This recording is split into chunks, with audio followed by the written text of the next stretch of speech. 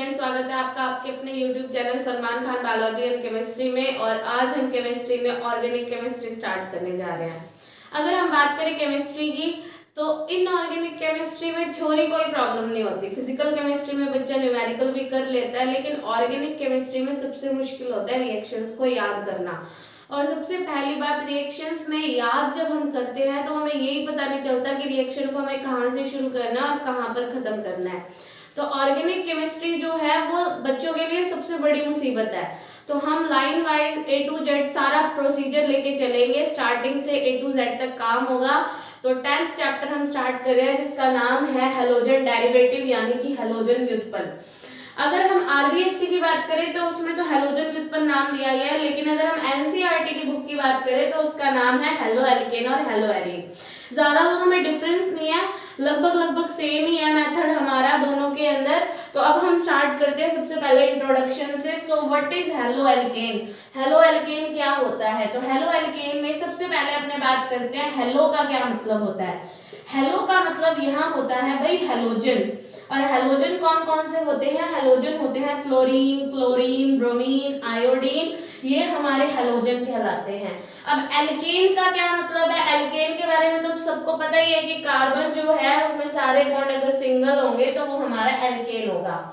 ठीक है, तो हेलो एल्केन से क्या मतलब है? देखो यहाँ ध्यान से कि अगर हम एल्केन के अंदर से क्या करते हैं, हाइड्रोजन परमाणु, एल्केन हमने जैसे मान लो मेथेन ले लिया, CH4 सबसे बेस्ट एग्जांपल है कि अगर हम एल्केन में से हाइड्रोजन परमाणु को बाहर निकालकर उसकी जगह पर किसी हैलोजन का ट्रांसफर कर देते हैं। हाइड्रोजन मैंने बाहर निकाला तो CH4 किस में कन्वर्ट हो गया? CH3 में। एक हाइड्रोजन बाहर निकल गया तो 4 की जगह 3 हाइड्रोजन रह जाते हैं और इसकी जगह मैंने जोड़ किसको दिया? हैलोजन को जोड़ दिया। तो ये हमारा क्या बनेगा? ये हमारा बन जाएगा मेथिल हैलाइड। इसे ही कहा जाता है क्या? ये जो हमारा बनता है ना, एल्केन में से जब हाइड्रोजन परमाणु का प्रतिस्थापन किसी हैलोजन समूह के द्वारा कर दिया जाता है तो बनने वाला यौगिक क्या कहलाता है? हेलो एल्केन कहलाता है, या इसे एल्किल हैलाइड भी बोला जाता है। हेलो एल्केन तो इसका कौन सा नाम होता है? IUPAC नाम। और इसका जो एल्किल हैलाइड होता है वो इसका कौन सा नामकरण होता है? सामान्य नामकरण होता है। एल्किल हैलाइड इसका कौन सा नामकरण होता है? सामान्य नामकरण।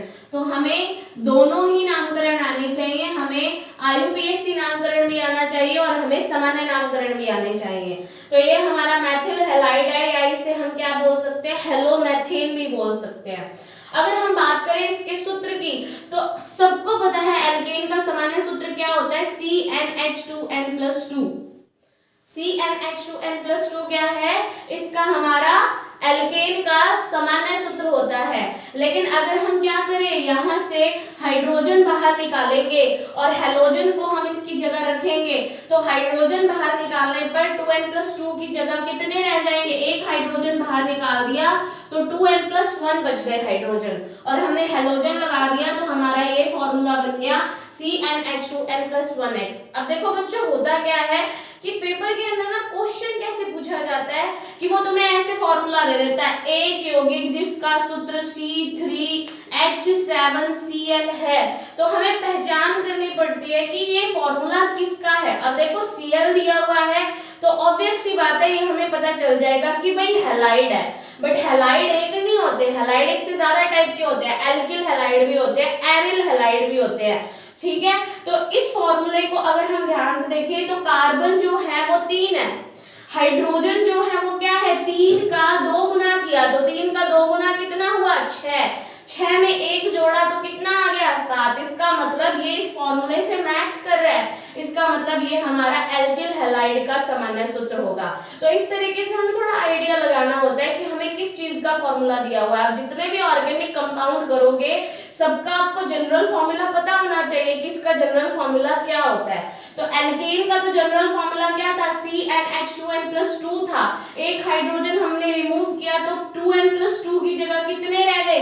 2n+1 रह गया, और एक हैलोजन हमने जोड़ दिया तो हैलोजन यहाँ आ जाएगा। ये हमारा बन जाएगा एल्किल हैलाइड का सामान्य सूत्र। इसे RX से भी रिप्रेजेंट किया जाता है, जहां R एल्किल ग्रुप को शो करता है। समझ में आ गया आप लोगों को अच्छे से बात? तो इस तरीके से हमने क्या किया, एल्केन से एल्किल हैलाइड का सामान्य सूत्र बनाया। अब हम क्या करते हैं, अब हम बात करते हैं हैलोजन के आईयूपीएसी नामकरण की, कि जब भी इनका आईयूपीएसी नामकरण करना है तो कैसे करना होगा। देखो बिल्कुल सिंपल है, यहाँ पे जो हमारा हैलोजन होता है वो क्या होता है, एल्केन में प्रतिस्थापी का काम करता है, ठीक है। इसे अकेला है तो प्रतिस्थापी में मान लो, क्रियात्मक समूह भी मान लो, कोई फर्क नहीं पड़ता। लेकिन जब इसके साथ एक से ज्यादा ग्रुप जुड़ जाते हैं तब हमें ये देखना पड़ता है कि हमें इसे मेन मानना है या हमें इसे प्रतिस्थापी मानना है। तो आप लोगों को धीरे धीरे बात समझ में आ जाएगी। जैसे अपने शुरू कर रहे हैं, सबसे पहले मैंने लिखा CH3Cl। तो उससे पहले आप एक काम करो, आप लोगों को मैं प्रतिस्थापी की जानकारी देती हूँ, क्योंकि हमें सामान्य नामकरण करने के लिए प्रतिस्थापी की जानकारी होनी चाहिए। तो ये देखो CH3 को क्या कहा जाता है, मैथिल कहा जाता है। CH3CH2 यानी कि इसको हम ऐसे भी लिख सकते हैं और इसे हम C2H5 करके भी लिख सकते हैं, दोनों ही तरीके से लिखा जाता है। तो इसका क्या नाम होता है, इसका नाम होता है एथिल। अगर हम 3 कार्बन की बात करें तो अगर हम 3 कार्बन की बात करेंगे तो क्या होएगा, CH3 CH2 CH2, इसमें 3 कार्बन की श्रृंखला है और सीधी श्रृंखला है।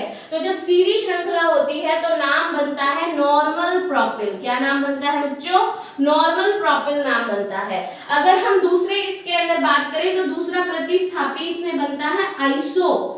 आइसो ये होता है CH3CH3, इसे आइसो कहा जाता है। और चूंकि इसमें 3 कार्बन है तो इसका नाम क्या बनेगा बच्चों, इसका नाम बनेगा आइसोप्रोपिल, ठीक है। तो एक कार्बन में मैथिल, 2 कार्बन का बना एथिल, 3 कार्बन में 2 बनते हैं, एक तो नॉर्मल प्रोपिल और एक आइसोप्रोपिल। नॉर्मल प्रोपिल तब बनता है जब कार्बन की श्रृंखला सीधी होती है, और जब ये वाला ग्रुप आ जाता है CH3CH3 तो इसे आइसोप्रोपिल बोला जाता है। अगर हम बात करें कितने कार्बन की, 4 कार्बन की, तो 4 कार्बन के अंदर भी हमारे नॉर्मल और आइसो का ही क्या होता है, निर्माण होता है। तो नॉर्मल वो होगा जिसके अंदर कार्बन की श्रृंखला सीधी होगी, तो ये हमारा नॉर्मल ब्यूटिल हो जाएगा। क्या हो जाएगा, नॉर्मल ब्यूटिल हो जाएगा। अगर हम बात करें आइसो की तो बच्चों देखो होता क्या है, ये जो CH3 है ये तो फिक्स है, ये तो फिक्स है, हमें इसे नहीं छेड़ना। हमें अगर 4 कार्बन करने हैं तो हम यहाँ जोड़ेंगे, 5 करने हैं तो भी यहाँ जोड़ेंगे, 6 करने हैं तो भी यहाँ जोड़ेंगे। तो कुल मिला के ये तुम्हारा अनचेंज रहेगा, तुम्हें जो भी जोड़ना है आगे जोड़ना है, ठीक है। तो मैंने यहाँ CH2 लगा दिया, तो ये हमारा कौन सा ग्रुप बन गया, आइसोब्यूटिल। कौन सा ग्रुप बन जाएगा हमारा, ये आइसोब्यूटिल। अगर मैं 5 कार्बन की बात करती हूँ तो 5 के अंदर क्या हो जाएगा बच्चों, 5 के अंदर बस यही कर दो, यहाँ पे मैंने CH2 बढ़ा दिया तो ये हमारा नॉर्मल पेंटिल बन गया। और अगर मैं यहाँ एक और कार्बन बढ़ा दूंगी तो ये हमारा आइसोपेंटिल बन गया। लेकिन इसमें एक और ग्रुप आता है बच्चों, कौन सा ग्रुप आता है इसके अंदर, नियो ग्रुप 5 कार्बन से शुरू होता है, 5 से पहले नियो का अस्तित्व नहीं होता। मतलब अगर आप सोचे भी 4 में नियो बनेगा तो नहीं बनेगा, 3 में नहीं बनेगा, कितने में बनेगा, 5 में बनेगा। तो 5 के अंदर देखो बच्चों क्या होता है, CH3C CH3 CH3 CH2, इस ग्रुप को बच्चों बोला जाता है नियो ग्रुप। याद करने का तरीका, एक कार्बन चारों तरफ से 4 कार्बन से घिरा हुआ है, ये लो भाई, हमने इधर कोने का बंद कर दिया खाली, ये हमारा क्या बन गया, नियो समूह बन गया। तो ये हमारा नियो होता है, तो ये नियो है और ये हमारा क्या है, ये हमारा आइसो है, ये हमें याद रखने हैं। ये आइसो को रिप्रेजेंट करता है, ये नियो को रिप्रेजेंट करता है। तो ये हमारा 5 कार्बन है तो क्या बन जाएगा, नियो पेंटिल बन जाएगा। तो ये कुछ एक नॉर्मल ग्रुप थे जो बच्चों आप लोगों को याद करने हैं। लेकिन ऐसा नहीं है कि सिर्फ यहीं पर हमारी कहानी खत्म हो गई, नहीं, हमें 1 डिग्री 2 डिग्री 3 डिग्री इनके बारे में भी पता होना चाहिए। तो वो मैं आपको आगे जैसे जैसे चैप्टर चलेगा वैसे वैसे बताती रहूंगी, ठीक है। तो आप इस हिसाब से इन ग्रुप्स को अच्छे से याद कर लो, क्योंकि ये आपको इसके अंदर भी याद करने हैं, ये आपको अल्कोहल के अंदर भी याद करने हैं। हर किसी के नामकरण में आपको ये ग्रुप्स देखने को मिलेंगे, तो आप इनको अच्छे से याद कर ले ताकि आपको आगे सामान्य नामकरण में कोई दिक्कत ना आए। अगर अब हम आगे बात करते हैं किसकी, अगर हम बात करें तो ये तो हमारे सिंपल प्रतिस्थापी हो गए। अब देखो सामान्य नामकरण में बताती हूँ आप लोगों को। देखिए सामान्य नामकरण, अगर आपके सामने CH3Cl आ गया मतलब ये मैथिल क्लोराइड है। क्या है? मैथिल क्लोराइड। अगर यहाँ पर क्या आ गया CH3CH2Br आ गया, ये तो हमारा क्या बन गया? मैथिल क्लोराइड। अभी अपने सामान्य नामकरण ही पढ़ रहे हैं, IUPAC अभी मैंने शुरू नहीं किया है, ठीक है। ये हमारा क्या है? एथिल Br जुड़ा हुआ है तो हमारा नाम क्या बन जाएगा? एथिल ब्रोमाइड नाम बन जाएगा। अगर मैं आप लोगों के सामने ये लिख देती हूँ CH3CH3 तो आप लोगों ने तो क्या देखा भाई? ये तो हमने देखा है। कहाँ देखा है? ये तो हमने अभी देखा था। क्या था ये? आइसो। कितने कार्बन है? 3 कार्बन है, तो नाम क्या बन जाएगा? आइसोप्रोपिल। और यहाँ आयोडीन है तो इसका नाम क्या बन जाएगा बच्चों? इसका नाम बन जाएगा आइसोप्रोपिल आयोडाइड। क्या नाम बन जाएगा इसका? आइसोप्रोपिल आयोडाइड नाम बन जाएगा। कितना सिंपल है, बस हमें सिर्फ और सिर्फ प्रतिस्थापी को पहचानना है और बस उसके आगे जो हेलोजन जुड़ा हुआ है वो हेलोजन जोड़ देना है। समझ में आई आप लोगों को? जैसे देखो और एक दो एग्जांपल मैं करवाती हूँ तुम लोगों को। जैसे मैंने ये लिख दिया CH3 और यहाँ मैंने लिख दिया Br। तो सबसे पहले आपको अंदाजा लगाना है कि ये क्या है। क्या ये नॉर्मल है? नहीं है। क्या ये आइसो है? नहीं है भाई। क्या ये नियो है? हाँ ये नियो है, इसमें 5 कार्बन है, ये नियो है। सो इसका नाम क्या बन जाएगा? इसका नाम बन जाएगा नियोपेंटिल ब्रोमाइड। क्या नाम बन जाएगा बच्चों इसका? नियोपेंटिल ब्रोमाइड बन जाएगा। तो बस आप लोगों का काम ये है कि आपको प्रतिस्थापी पहचानने हैं और आप लोगों को नामकरण करना है, ठीक है। इस हिसाब से हमारे नामकरण चलेंगे। अगर मैंने ये दे दिया आप लोगों को, मान लो CH3 CH2 so first of all तुम कोने को पकड़ो। सबसे पहले कोना देखो, क्या ये कार्बन की सीधी श्रृंखला है? नहीं है, मतलब ये नॉर्मल नहीं है। हमने कॉर्नर को जैसे ही चेक किया हमें ये मिल गया CH3 तो आप लोगों के दिमाग में एकदम बात आएगी क्या? कि ये तो आइसो है, ठीक है। तो आइसो पकड़ लिया, अब टोटल कार्बन काउंट कर लो। तो टोटल कार्बन है कितने? 6। इसका मतलब 6 के लिए तो हेक्सिल आता है, तो इसका नाम क्या बनेगा? इसका नाम बनेगा आइसोहेक्सिल आयोडाइड। क्या नाम बनेगा बच्चों इसका? आइसोहेक्सिल आयोडाइड। तो इस हिसाब से आप लोगों को अभी मैंने सिर्फ नॉर्मल आइसो और नियो के बारे में ही बताया है। अभी आगे 1 डिग्री 2 डिग्री 3 डिग्री वो आएगा, क्योंकि वो आगे के वर्गीकरण में है तो उसे हम आगे पढ़ेंगे, ठीक है। अगर मैं बात करूं किसकी? IUPAC नामकरण की, तो देखो भाई IUPAC नामकरण कैसे किया जाता है इनका। सबसे पहले हम इसके अंदर कार्बन की लंबी श्रृंखला का चयन कर लेंगे। कार्बन की लंबी श्रृंखला चयन करना ही सबसे मुश्किल काम है। कई बच्चों को तो श्रृंखला चुननी ही नहीं आती। तो पहला नियम हमारा क्या है? कार्बन की लंबी श्रृंखला का चयन करते हैं। कार्बन की क्या करते हैं? लंबी श्रृंखला का चयन करते हैं, ठीक है। ये हमारा क्या चल रहा है बच्चों? IUPAC नामकरण चल रहा है किसका? हेलो एल्केन का। IUPAC naming of halo alkane. तो बच्चों देखो इधर ध्यान से, सबसे पहले हमने कार्बन की लंबी श्रृंखला का चयन किया। अब श्रृंखला के बाहर जो बच जाएंगे वो हमारे क्या कहलाएंगे? प्रतिस्थापी। कि जो समूह क्या बच जाते हैं? श्रृंखला के बाहर बच जाते हैं। जो समूह श्रृंखला के बाहर बच जाते हैं उन्हें प्रतिस्थापी कहा जाता है। उन्हें क्या कहा जाता है? उन्हें प्रतिस्थापी कहा जाता है। और हमें प्रतिस्थापी को नंबरिंग देनी होती है कि 1 नंबर पे जुड़ा है या 2 नंबर पे जुड़ा है, प्रतिस्थापी कहते हैं। हम क्या करते हैं? हम प्रतिस्थापी को नंबरिंग देते हैं। जैसे मान लो एग्जांपल के तौर पे मैंने आप लोगों के सामने ये एक श्रृंखला रख दी। ये मैंने आप लोगों के सामने एक श्रृंखला रख दी, समझ आई बात? तो आप लोगों को सबसे पहले कार्बन की लंबी श्रृंखला चुननी आनी चाहिए। तो कार्बन की लंबी श्रृंखला अगर हम सीधी चुनते हैं तो कितने कार्बन की बनती है? 4 की। जबकि अगर मैं ये श्रृंखला चुनती हूँ तो ये कितने कार्बन की बन जाएगी बच्चों? ये 5 कार्बन की श्रृंखला बन जाएगी। इसके बाहर ये जो बच गया ये क्या कहलाएगा? प्रतिस्थापी कहलाएगा, ठीक है। तो कार्बन की लंबी श्रृंखला चुनने के बाद हमारा काम होता है कि हमें प्रतिस्थापी को नंबर देना पड़ता है कि ये कितने नंबर पे जुड़ा हुआ है, ठीक है। तो अगर हम नंबर देते हैं तो कोने से देना शुरू करते हैं, या तो इस कोने से देना शुरू करेंगे या इस कोने से देना शुरू करेंगे। हम नंबरिंग उस कोने से देना शुरू करते हैं जहां से हमारा प्रतिस्थापी सबसे नजदीक पड़े। अगर हम यहाँ से करते हैं तो हमारा प्रतिस्थापी कितने नंबर पे पड़ता है, 1 नंबर, 2 नंबर, 3 नंबर पे पड़ रहा है।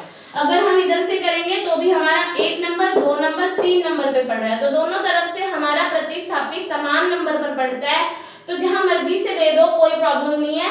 सो मैंने यहां से दे दिया 1 2 3 4 एंड 5, तो 3 नंबर पे हमारा मैथिल जुड़ा हुआ है, तो इसका नाम क्या बनेगा, नाम बनेगा 3 मैथिल। 5 कार्बन की श्रृंखला है तो पेंटेन। तो ये तो ऐसे मैंने फर्जी एग्जाम्पल दिया, मतलब आप ये मत सोच रहा कि इसमें हेलोजन तो है ही नहीं, मैं तो एग्जाम्पल के तौर पे बता रही थी कि अगर हमें कार्बन की लंबी श्रृंखला चुननी है तो हम कैसे चुनेंगे। अब मैं हेलोजन का एग्जाम्पल लेके चलती हूँ बच्चों।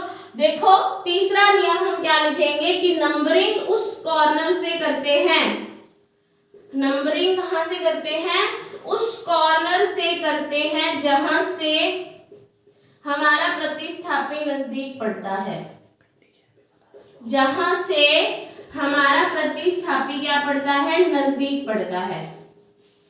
अच्छा अगर एक से ज्यादा प्रतिस्थापी आ जाए फिर क्या करेंगे, तो जब एक से ज्यादा प्रतिस्थापी आते हैं तो एबीसीडी तो सबको आती होगी, A B C D E F G H I J K L M, ठीक है। तो एबीसीडी के हिसाब से हमें नामकरण करना है, मतलब जो अगर मान लो एग्जांपल के तौर पे एक क्लोरो आ गया, एक मैथिल आ गया, तो क्लोरो तो सी से आता है, मैथिल एम से आता है, तो हमें पहले सी को देखना है फिर एम को देखेंगे। समझ में आई बात। तो अगर एक से ज्यादा प्रतिस्थापी आते हैं, सो एक से ज्यादा प्रतिस्थापी होने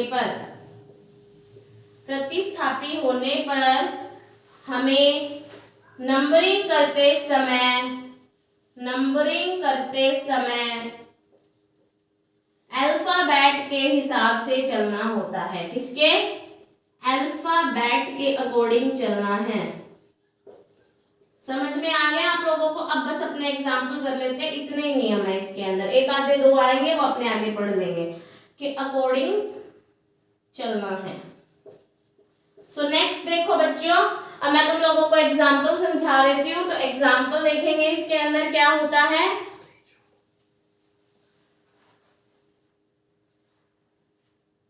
चलो देखें हम इधर आगे बात करते हैं अपने किसकी, जैसे मान लो एग्जाम्पल के तौर पे मैंने ये ले लिया,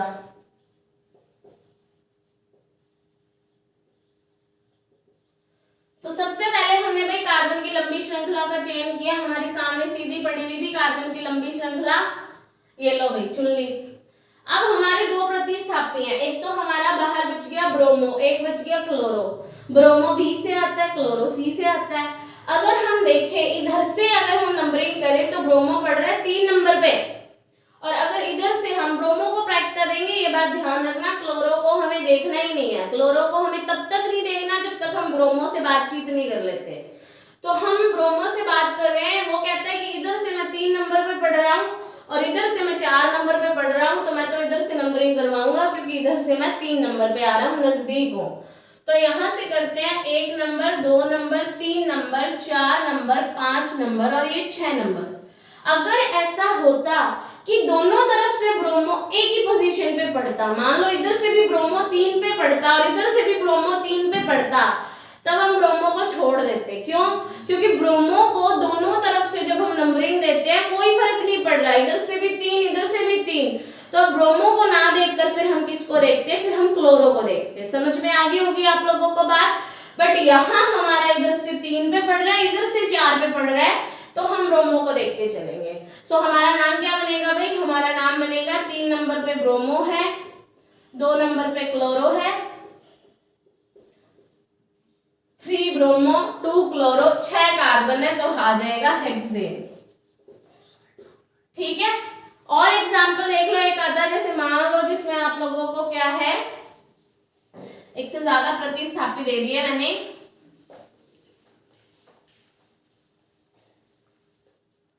देखो इधर ध्यान से आप लोग, जैसे मैंने कोई एग्जाम्पल दिया, यहाँ मेरे 2 ब्रोमो आ गए और इधर से एक क्लोरो लिख लिया मैंने। ठीक है। या और कोई और बड़ी श्रृंखला ले लेते हैं, जैसे मैं यहाँ पे C2H5 ले लेती हूँ।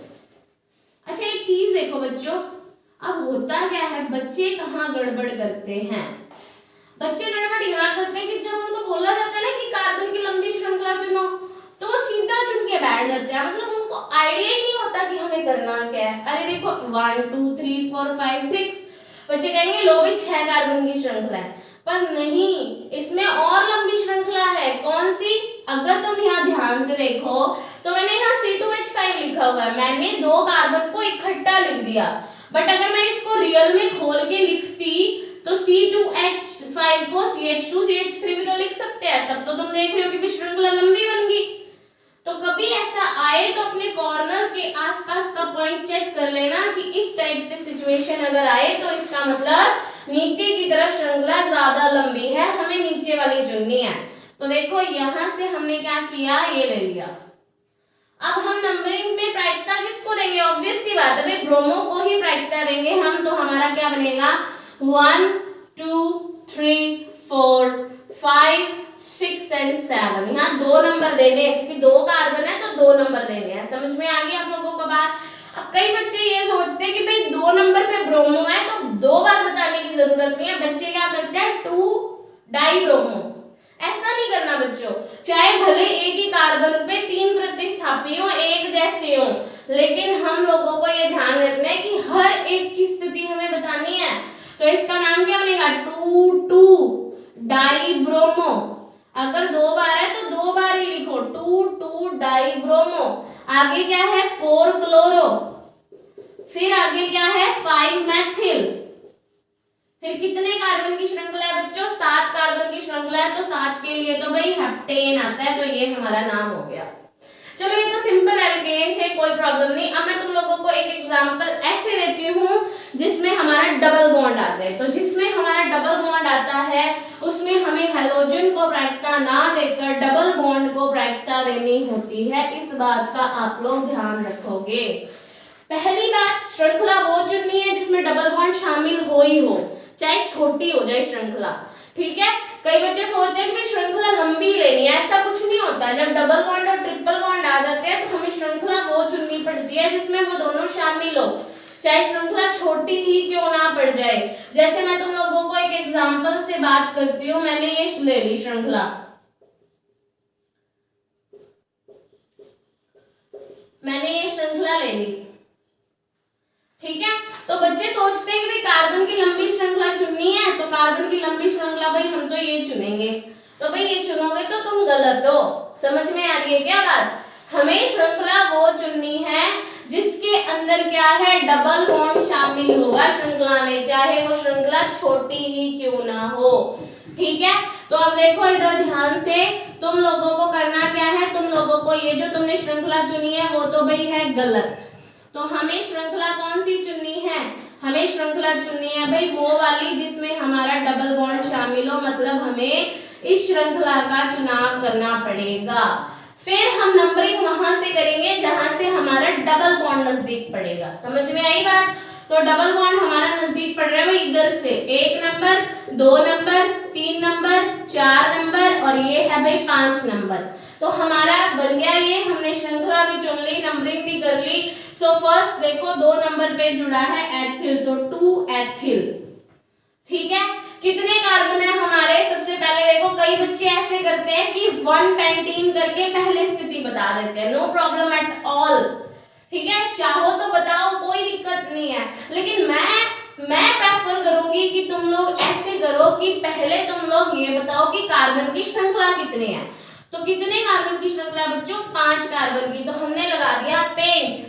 फिर 1 नंबर पे हमारा डबल बॉन्ड है तो हमने लगा दिया पेंट 1 इन, हमारा ये नाम बन गया 2 एथिल पेंट 1 इन। अगर तुम इसको 2 एथिल 1 पेंटीन करते हो तो कोई प्रॉब्लम नहीं है, बिल्कुल सही है, अपने अपने हिसाब की बात है भाई, जो पसंद आए वैसा कर लो, लेकिन सही होना चाहिए। पसंद का मतलब ये नहीं कि गलती करके बैठ जाओ, हमें तो यही पसंद था भाई, पसंद लो लेकिन सही लो, ठीक है। तो 1 पेंटीन करो तो भी ठीक, अगर पेंट 1 इन करो तो भी ठीक, ठीक है।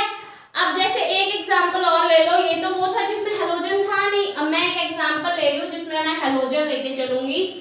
तो हमें हेलोजन को प्रायिकता नहीं देनी बच्चों, हमें प्रायिकता किसको देनी है, हमें डबल बॉन्ड या ट्रिपल बॉन्ड को प्रायिकता देनी है, ठीक है। सो फर्स्ट ऑफ ऑल बिल्कुल सिंपल से एग्जांपल लेके चलते हैं। मैंने ये श्रृंखला ले ली और यहाँ मैंने बी आर जोड़ दिया।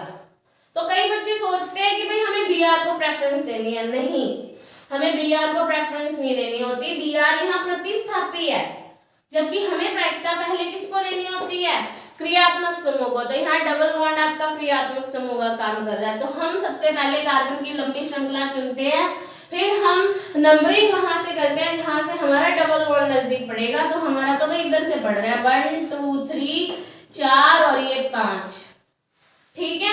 तो 5 नंबर पे ब्रोमो है, तो 5 ब्रोमो। कितने कार्बन की श्रृंखला है बच्चों, 5 की, तो क्या आएगा पेंट। कितने नंबर पे डबल बॉन्ड है बच्चों, 2 नंबर पे, तो पेंट 2 इन।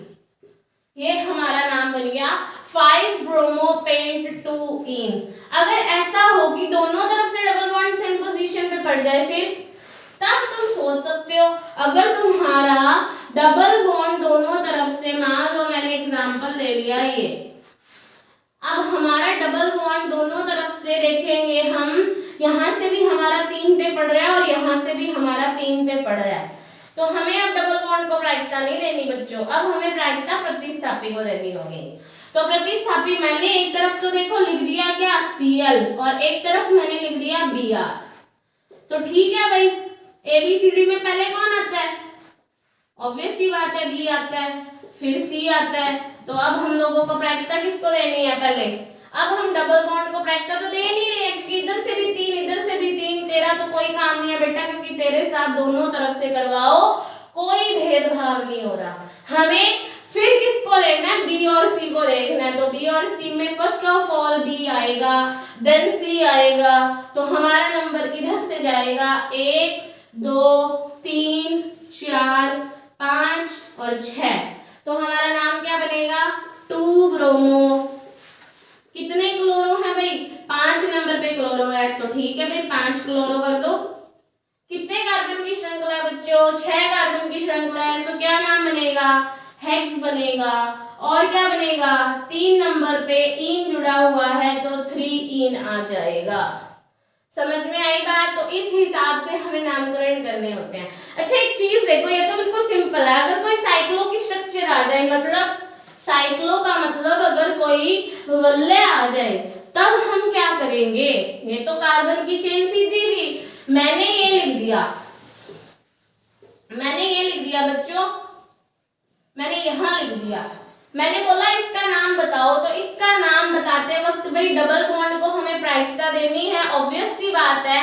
पर कई क्या सोचते हैं कि डबल बॉन्ड को प्रायिकता दो, लो भाई 1 नंबर इसको और 2 नंबर इसको, तो बेटा तुम गलत हो, कितना गलत काम कर रहे हो तुम लोग। डबल बॉन्ड को हमें क्या करना है, डबल बॉन्ड को हमें इस हिसाब से नंबर देना है कि दोनों कार्बन को लगातार नंबर मिले। ऐसे थोड़े होगा कि एक डबल बॉन्ड तुम्हारा 1 नंबर पे होएगा और एक 4 नंबर पे होएगा, ऐसा कभी हो सकता है, नहीं हो सकता।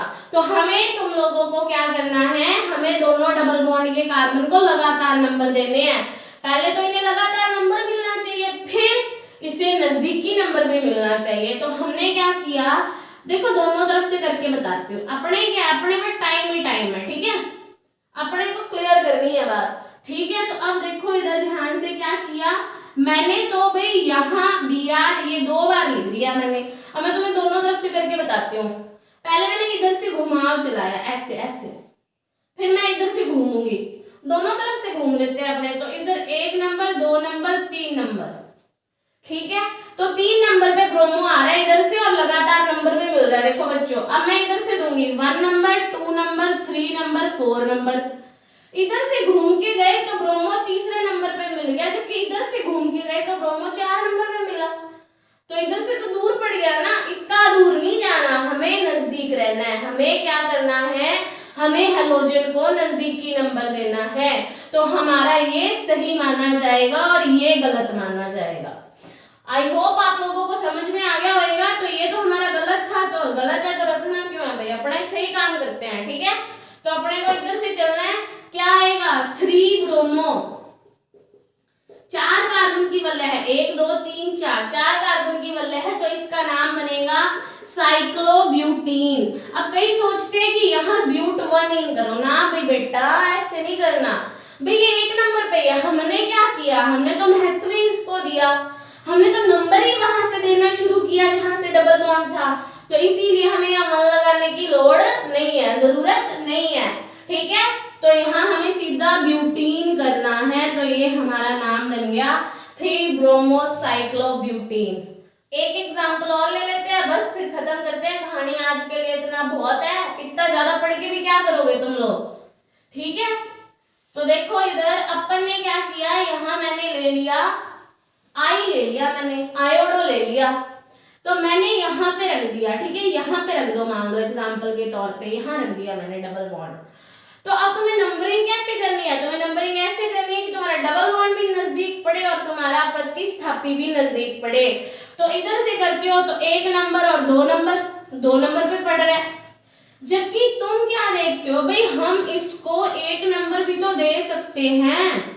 कैसे दे सकते हैं, हम 1 नंबर इसको बेटा ऐसे दे सकते हैं कि 1 नंबर मैंने इसको दिया, 2 इसको दे दिया, तो तुमने देखा कि इधर से तुम्हारा डबल बॉन्ड भी 1 नंबर पे पड़ गया और तुम्हारा प्रतिस्थापी भी 1 नंबर पे पड़ गया। किसी किसी बुक में गलत दिया होता है, इसको 2 लिखा होता है, पर बेटा किताब हर बार सही हो ये जरूरी नहीं है। अगर किताब सही होने लगती तो हम जैसे खड़े होके क्यों पढ़ाते, तो ये ध्यान रखना तुम लोग, किसी किसी किताब में ये 2 आयोडो लिखा होता है, ये गलत है, ये 1 आयोडो है, ठीक है। तो क्या होएगा, ये 1 आयोडो 6 कार्बन है, साइक्लोहेक्सीन हो जाएगा। तो ये तुम्हारा बन गया, क्लियर। तो आईयूपीएसी नामकरण और प्रतिस्थापी वाले सामान्य नामकरण मैंने आप लोगों को करवाने की कोशिश की, अभी खत्म नहीं हुई है कहानी, अभी अपने आगे चलते रहेंगे, ठीक है। तो आप लोगों को अच्छे से समझना है, एक एक चीज को नोट करना है, और आप लोगों को वीडियो पसंद आई हो तो प्लीज इस वीडियो को लाइक करें, शेयर करें और इस चैनल को सब्सक्राइब जरूर कर लें, ठीक है। समझ में आ गया आप लोगों को अच्छे से सब कुछ। टाटा बाय बाय, अलविदा।